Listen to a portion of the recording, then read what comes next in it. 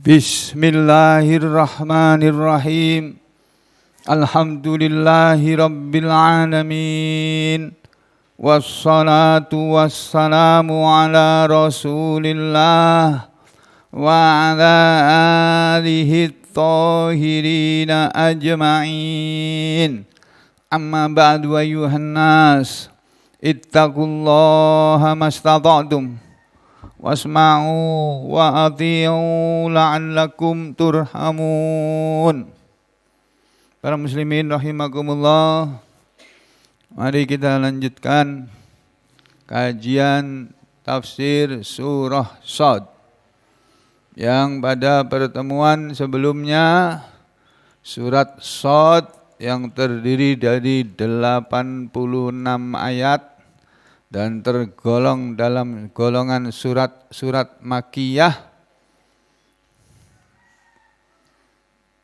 Pada ayat pertama dan kedua Allah Ta'ala berfirman, A'udzu billahi minasy syaithanir rajim. Bismillahirrahmanirrahim. Shad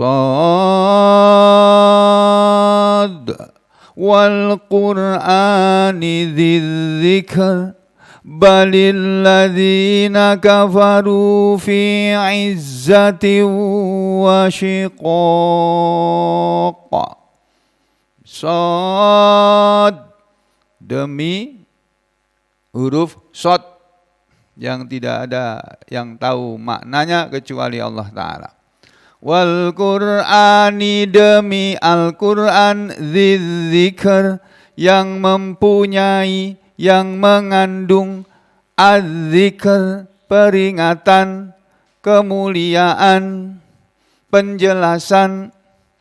Balil ladzina kafaru, bal akan tetapi, alladzina, orang-orang yang kafaru, mereka kafir, fi izzatin, dalam kesombongan, wa syiqaqin, dan dalam perpecahan, dalam permusuhan. Maksudnya orang-orang kafir itu, kata Allah, sikap mereka atau sifat mereka itu selalu berada dalam kesombongan. Itu sifat sombong ada pada orang kafir. Makanya kita jangan jadi orang yang sombong supaya tidak termasuk ke dalam golongan orang yang kafir. Ya, orang yang kafir kayak Fir'aun itu contohnya. Ya. Sombong itu Fir'aun itu. Merasa dirinya paling hebat, paling besar, paling berkuasa. Sehingga semua orang suruh nurut apa maunya dia. Padahal yang berhak seperti itu hanya Allah saja. Hanya Allah saja yang berhak untuk dituruti, diikuti, dipatuhi, ditaati. Hanya Allah saja. Selain Allah itu enggak ada hak untuk ditaati. Loh, ada orang tua kan harus ditaati. Iya, orang tua ditaati karena Allah yang nyuruh. Lah itu Nabi Muhammad juga ditaati. Iya, karena Allah yang menyuruh. Allah yang menyuruh manusia yang beriman taat kepada Nabi Muhammad SAW. Allah menyuruh manusia yang beriman ya, taat kepada kedua orang tuanya. Ya, selagi kedua orang tuanya menyuruh dia dengan sesuatu yang tidak bertentangan dengan Allah. Ya, jadi yang berhak untuk ditaati atau diibadahi, disembah itu cuma Allah saja. Selainnya itu tidak berhak. Nah, Fir'aun dalam kesombongan dia. Nah, makanya Fir'aun itu termasuk orang kafir. Nah, kita jangan meniru sikap Fir'aun, ya. Jangan menjadi peniru-peniru Fir'aun, pendukung-pendukung Fir'aun, jangan. Harusnya saudara menjadi pendukung Nabi Musa. Seandainya kita hidup di zaman Fir'aun, kita menjadi pendukungnya Nabi Musa, jangan menjadi pendukungnya Fir'aun. Paham inilah? Nggak usah diterangkan ya, jelas ya. Wa syiqaq, dan orang-orang kafir itu berada dalam perpecahan, dalam permusuhan, dalam perselisihan. Nah, demikian juga berpecah belah itu kelakuan orang kafir. Kenapa? Karena Allah menyuruh orang beriman jangan berpecah belah, tapi bersatu, berjamaah. Allah menyuruh kita menyesuaikan dengan Al-Quran, jangan menyelisihi Al-Quran. Allah menyuruh kita bersama Al-Quran, bukan memisahi Al-Quran. Nah, orang kafir itu fisikokin dalam pemisahan, dalam perpecahan dengan Al-Quran. Jadi ibarat barang pecah gitu, pecahan orang kafir itu di satu tempat, Al-Quran di tempat yang lain. Jadi Al-Quran itu tidak bersama dengan orang-orang kafir. Nah, kita ini harus bersama Al-Quran dan jangan berpisah dari Al-Quran. Karena yang berpisah dari Al-Quran atau yang memisahkan diri dari Al-Quran itu hanya orang-orang kafir saja. Ya. Kemudian yang menyelisih Al-Quran juga begitu, hanya orang-orang kafir saja. Ini Allah bicara tentang Al-Quran, Pak, Bu, ayat 1, kemudian ayat 2. Ini Allah bicara tentang Al-Quran. Makanya Allah menjadikan Al-Quran sebagai sumpahnya. Allah bersumpah dengan Al-Quran.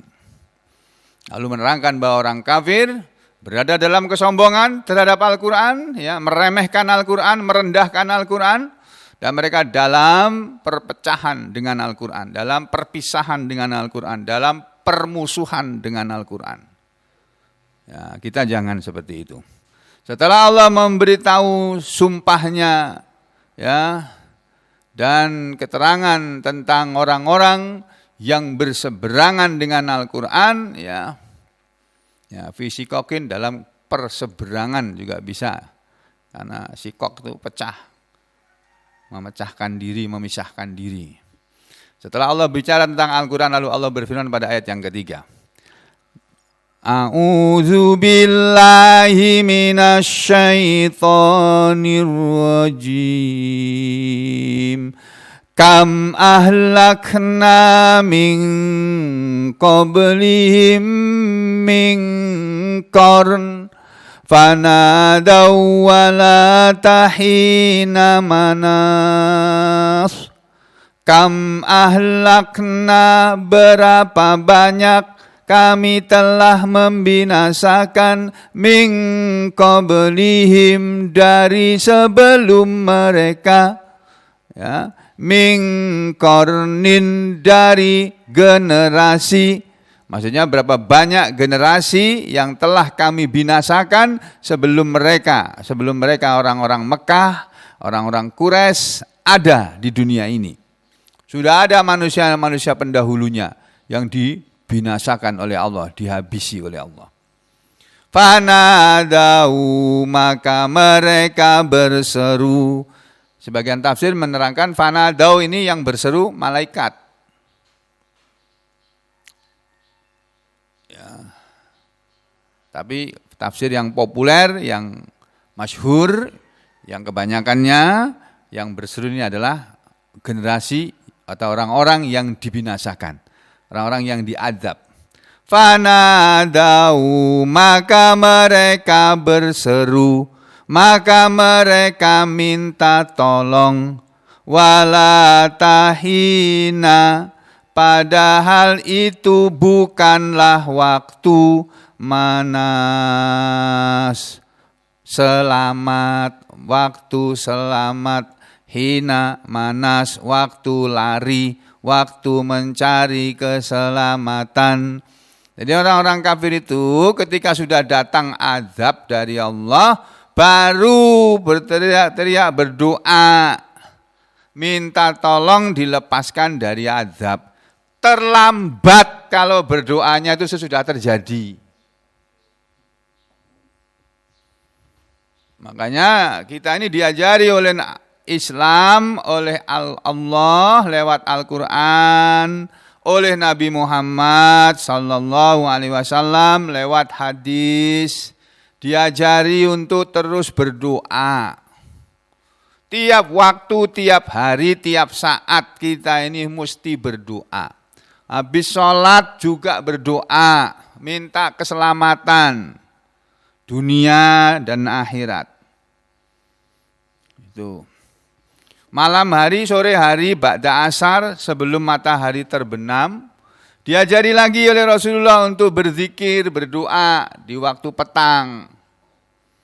Karena bencana alam itu rata-rata datangnya itu waktu petang atau waktu malam.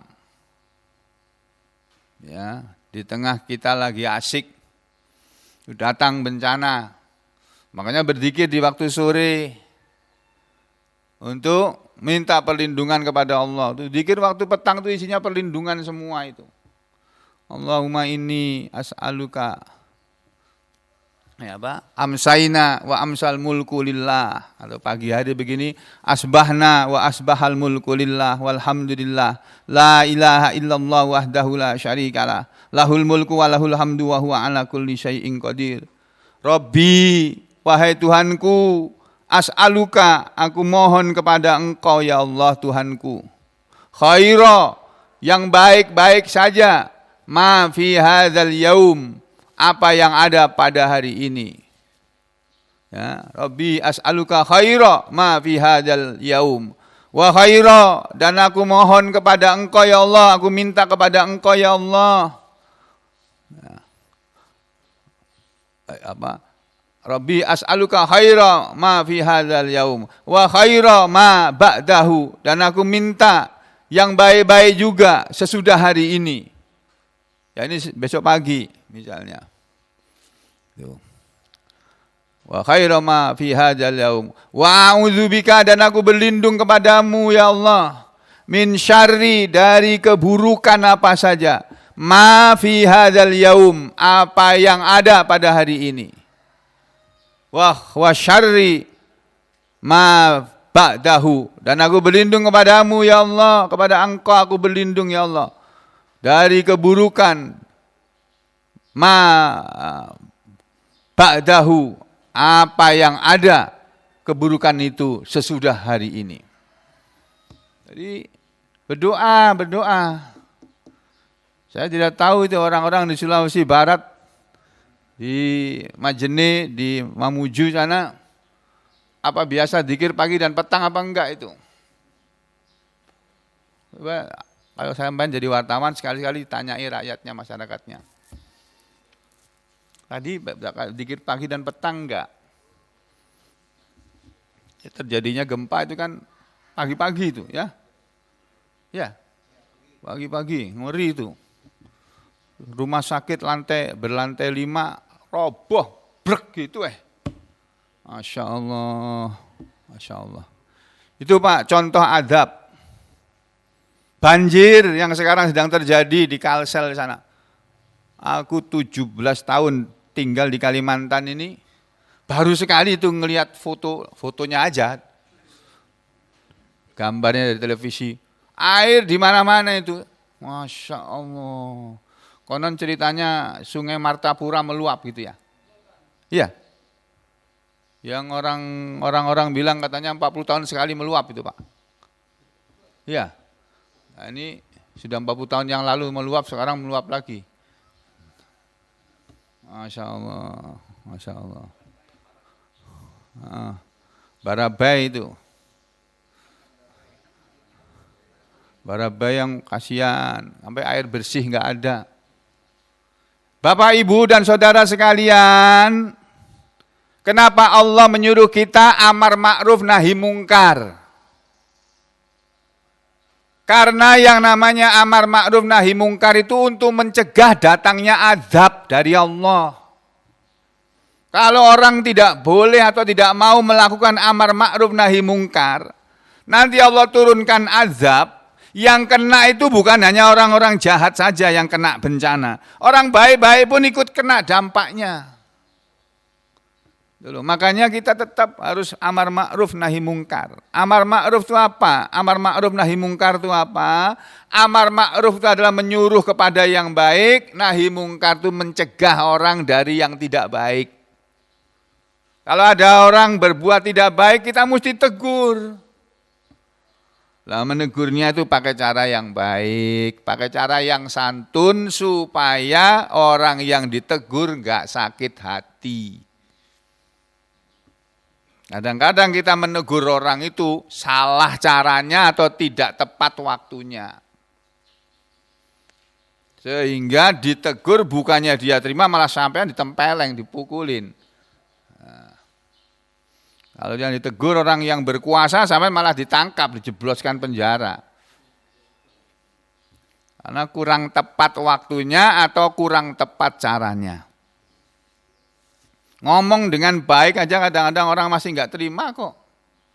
Pak, maaf Pak, di sini tidak boleh merokok itu Pak, ada tulisannya itu Pak.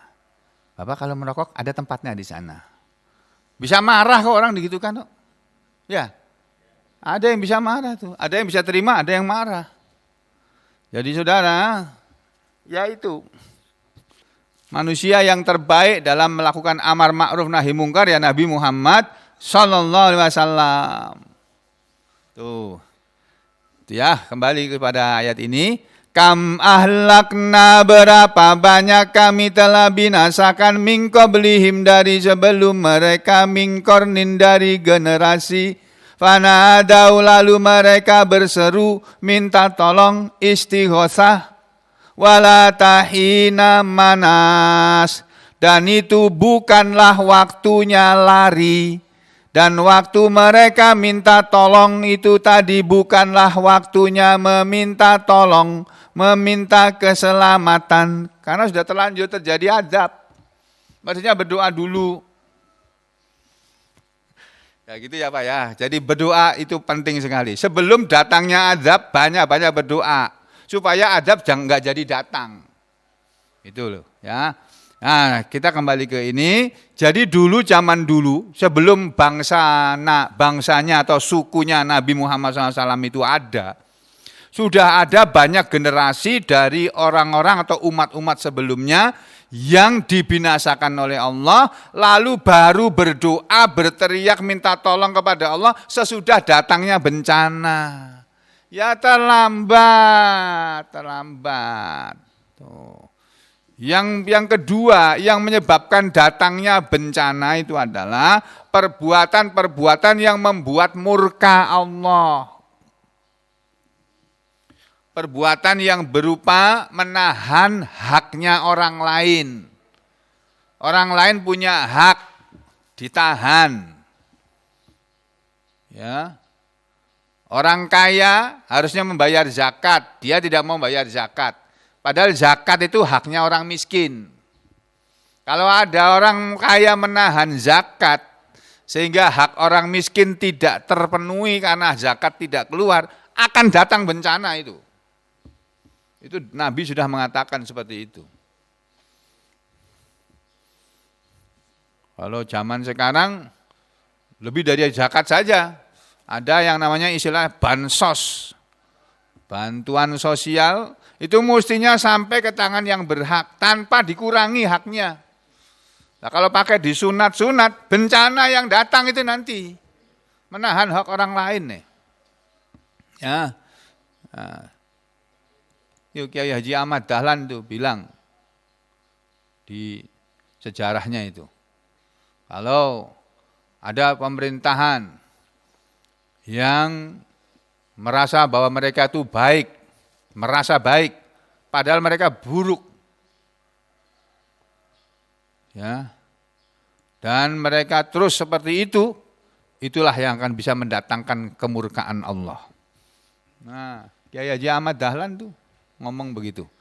Nah, jadi begitu ya saudara sekalian, kita sekarang ini di saat dalam keadaan seperti di Sampit ini alhamdulillah, banjir tidak ada, gempa bumi tidak ada. Sampean jangan berdiam, berdoa. Memohon pertolongan kepada Allah, berlindung kepada Allah dari segala macam bencana dan mara bahaya. Dan mendoakan kepada saudara-saudara kita yang dalam keadaan susah, supaya diberi kemudahan oleh Allah. Ditolong, diampuni dosa mereka, segera diselesaikan, segera Allah akhiri bencana itu tadi. Ya kita tetap berdoa, kita nggak bisa berbuat apa-apa, nggak bisa kesana bantu-bantuin apa-apa. Dari jauh kita berdoa. Ya Allah, tolonglah saudara kami yang mengalami musibah. Berilah kesabaran kepada mereka, ya Allah. Ampunilah dosa mereka, ya Allah. Berilah jalan keluar kepada mereka untuk hidup selanjutnya, ya Allah. Ya, rumahnya sudah roboh. Itu kan tinggal di pengungsian itu kan enggak sebentar itu nanti. Habis rumahnya kok. Ya, yang tinggal di pengungsian itu. Kalau banjir ya paling beberapa minggu. Nunggu surut. Nah kalau gempa bumi, rumahnya hancur, nunggunya kan bisa bulanan itu. Ya, kita doakan kepada mereka. Di samping kita sendiri berdoa kepada Allah supaya jangan lagi ada musibah. Dan bagi pemimpin-pemimpin kita, pembesar-pembesar kita, pejabat-pejabat negara kita yang berkuasa itu, supaya kejadian ini menjadi pelajaran.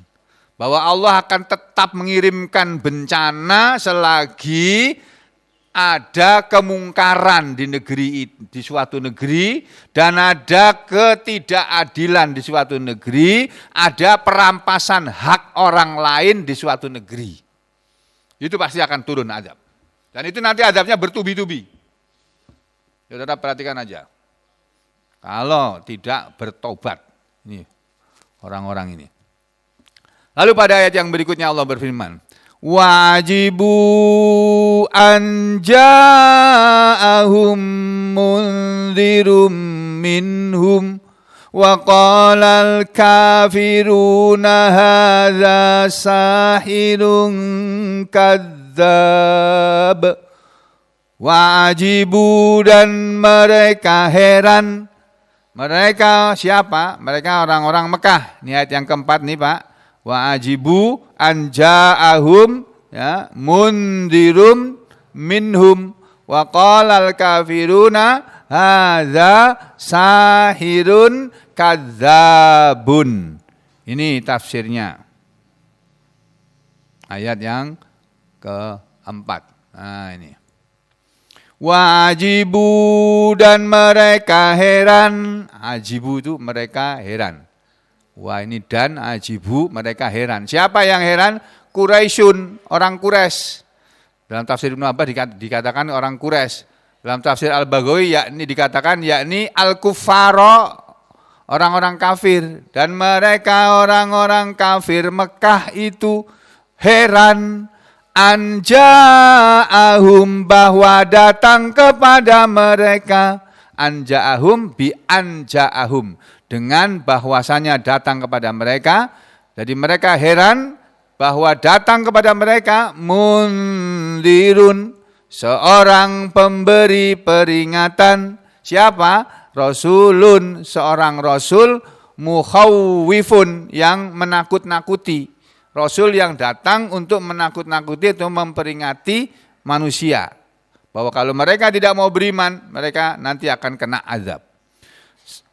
Dan mereka heran bahwa telah datang kepada mereka seorang pemberi peringatan minhum, dari mereka. Mundirun, pemberi peringatan ini tadi asalnya adalah minhum, dari mereka juga, yakni min nasabihim, dari nasab atau keturunan mereka. Yaitu yang dimaksud adalah rasulan, seorang rasul. Mundirun ini adalah seorang rasul min anfusihim, yang berasal dari diri mereka sendiri. Yani Nabi Muhammad SAW yang berasal dari Mekah, datang memberi peringatan kepada orang Mekah pada waktu itu.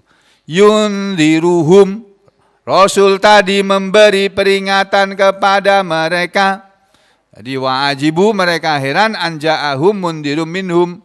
Ya, mundirun minhum tadi kata Ibnu Katsir yaitu basyarun, pemberi peringatan kok manusia. Ya, misluhum, yang sama dengan mereka. Minhum misluhum. Jadi basyarun mundirun minhum, pemberi peringatan dari mereka. Ibnu Katsir menafsirkannya basyarun misluhum. Orang Mekah pada waktu itu heran. Kenapa pemberi peringatan yang katanya utusan Allah, utusan Tuhan, kok dari kita, kok dari manusia juga? Kenapa bukan malaikat? Gitu. Mereka herannya di situ. Makanya mereka tidak percaya bahwa Nabi Muhammad SAW itu adalah utusan Allah atau utusan Tuhan. Mereka nggak percaya.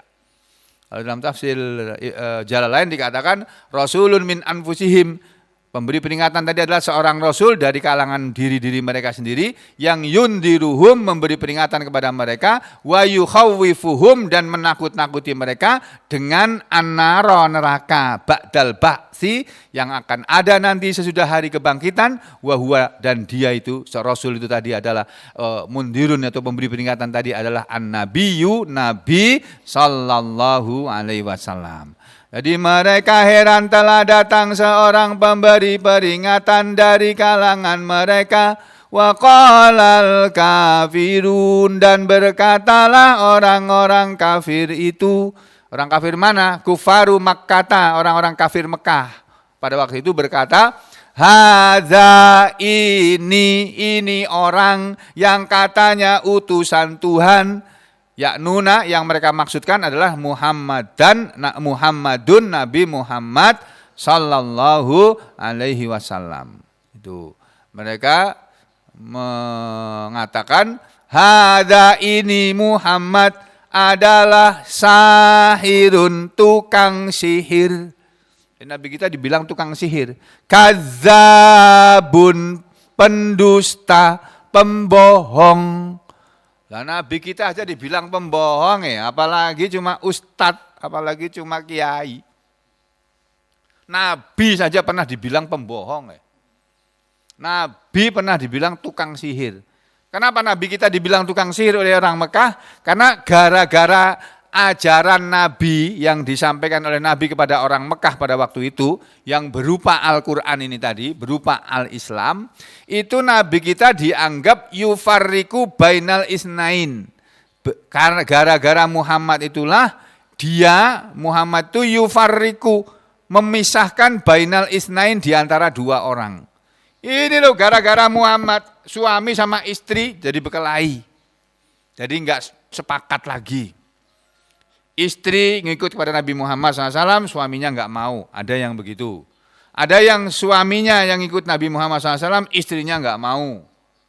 Ada yang orang tuanya yang ikut Nabi Muhammad SAW, anaknya enggak mau. Ada sebaliknya, anaknya yang ikut kepada Nabi, mau beriman, mau masuk Islam, orang tuanya yang enggak terima. Ini semua gara-gara Muhammad ini, memecah belah persatuan dia. Jadi Nabi kita sudah pernah dibilang seperti itu, Pak. Pemecah belah persatuan. Itu kata-kata seperti itu akan abadi sepanjang zaman. Hari ini pun mulai muncul kata-kata seperti itu. Ini gara-gara orang ini nih, bangsa ini jadi terpecah belah. Padahal bukan itu sebetulnya. Bukan memecah belah. Mereka yang tidak mau kepada kebenaran, tidak mau menerima kebenaran. Yang tidak mau menerima kebenaran ini kemudian memusuhi orang-orang yang menerima kebenaran. Itu yang terjadi sebenarnya. Ya, Nabi kita dibilang sahir, sudah pernah, dibilang kadzab, sudah pernah. Itu ya. Jadi saudara sekalian, saudara juga jangan kaget kalau suatu ketika ada suara-suara seperti itu menuju kepada diri sampean. Jangan kaget. Karena memang begitu modelnya. Ya, di sini dalam tafsir Ibnu Katsir dikatakan wa qalal kafiruna hadza sahirun kadzdzab, dan berkatalah orang-orang kafir itu, ini Muhammad ini sahirun, orang tukang sihir, kadzdzabun, yang pembohong, gitu. Yani yaqulu ta'ala, Allah Ta'ala memberitakan, mengatakan, mukhbiron, memberitahu, mengabarkan, anil musyrikin, tentang orang-orang musyrik Mekah, fi ta'ajjubihim, tentang keheranan mereka, min ba'satir rasuli, berupa diutusnya seorang rasul, basyaron, yang berbentuk berjenis manusia. Masa utusan Tuhan kok manusia? Tuhan itu kan maha mulia, maha tinggi, utusannya kok kayak begini, orang biasa gini, mereka enggak percaya. Nah, makanya sebagian tafsir mengatakan ayat ini, kata Ibnu Katsir, kama qala ta'ala, sama seperti firman Allah Ta'ala dalam surat yang lainnya yang berbunyi, akana linnasi ajaban an auhayna ila rajulim minhum an anzirin nas wa basyiril ladzina amanu anna lahum qadama sidqin inda rabbihim qalal kafiruna inna hadza lasahirun mubin. Hampir sama ayatnya. Ini tidak salah terdapat dalam surat Yunus. Apa makna ayat ini? Insya Allah kita sambung pada pertemuan yang akan datang. Ya, hari Rabu yang akan datang. Insya Allah. Aku lu qauli hadza astaghfirullah li wa lakum. Allahumma taqabbal minna innaka antas samiul alim. Wa tub alaina innaka antat tawwabur rahim. Wa sallallahu ala Muhammadin wa ala ali Muhammad. Walhamdulillahi rabbil alamin. Sampai ketemu lagi besok pagi.